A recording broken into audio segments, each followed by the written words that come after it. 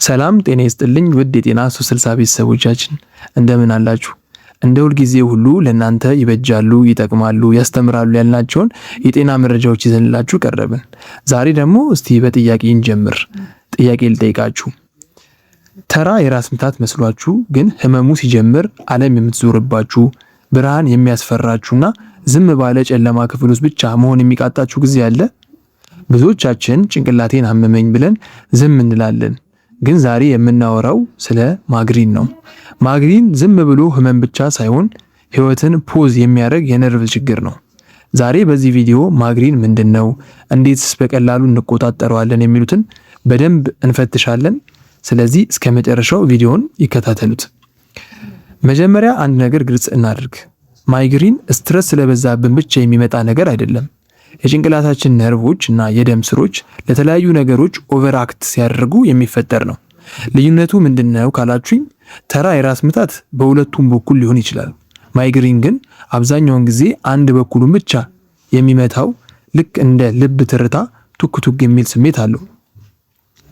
ማይግሪን ልክ እንደ እንግዳ ነው። ከመምጣቱ በፊት ምልክቶችን ያሳያል። እነዚህ ምልክቶች በአራት ደረጃዎች እንከፍላቸዋለን። የመጀመሪያው ምልክት የማንቂያ ደውል በመባል ይታወቃል። ህመሙ ሳይጀምር በፊት የድካም ስሜት ሊሰማችሁ ይችላል። ሁለተኛው ብልጭታ ወይም አውራ በመባል ይታወቃል። ይህም አንዳንድ ሰዎች ህመሙ ከመጀመሩ በፊት ብልጭታን ያያሉ ወይም እይታቸው ይደበዛል። ይህም አውራ በመባል ይታወቃል። ሌላኛው ዋናው ጦርነት የሚጀምርበት ወይም አታክ በመባል የሚታወቀው ዝሆን ነው። ይህ እንግዲህ ህመሙ የሚበረታበት ነው። ህመሙም ከ4 ሰዓታት እስከ 3 ቀናት ሊቆይ የሚችልበት ጊዜ ይኖራል።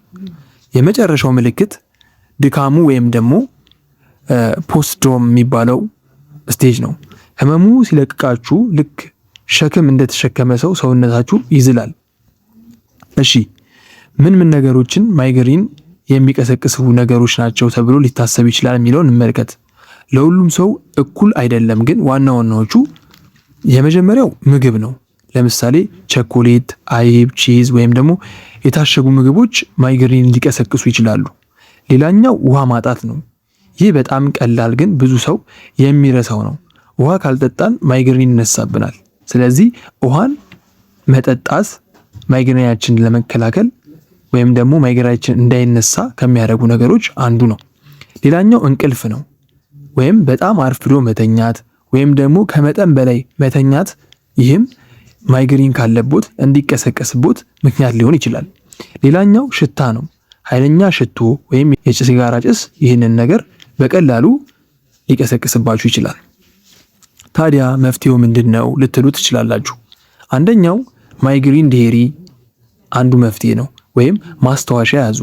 መቼ አመመኝ፣ ምን በልቼ ነበር ብላችሁ ስትጽፉ ምክንያቱ ምን እንደሆነና በምን ምክንያት ማይግሪናችሁ ሊነሳ እንደሚችል በቀላሉ መረዳት ትችላላችሁ። ሁለተኛው ህመሙ ሲጀምር ወዲያውኑ ጨለማና ጸጥ ያለ ክፍል ውስጥ ሆናችሁ ተኙ። ይህ አይምሯችሁ እንዲረጋጋና ከጭንቀት ወይም ደግሞ ከውጥረት ነፃ እንዲሆን ያደርግላችኋል። ሶስተኛው ሐኪም አማክሩ። አሁን ላይ ማይግሪን የሚከላከሉ በጣም አሪፍ መድኃኒቶች ስላሉ ሐኪሞችን ማማከር ይበልጥ መፍትሄ ያደርጋል ማለት ነው። ውድ የ360 ቤተሰቦቼ፣ ማይግሪን ያለባችሁ ሰዎች በሙላ ብቻችሁን አይደላችሁም። በኮመንት መስጫ ላይ የእናንተ የማይግሪን ምን ሲሆን እንደሚነሳባችሁና እንዴት እንደምትከታተሉ ጻፉልን፣ እንማማርበት። ቪዲዮ ከተመቻችሁ ላይክ፣ ሼር፣ ሰብስክራይብ በማድረግ ቤተሰብ ይሁኑ። ሌሎች በማጋራት ቻናላችንን ቤተሰብ ይሁኑ። አመሰግናለሁ። በሌላ ቪዲዮ ጠቃሚ ቪዲዮ እስክንገናኝ ድረስ መልካም ሁኑ። ጤና ለሁላችሁም እንላለን።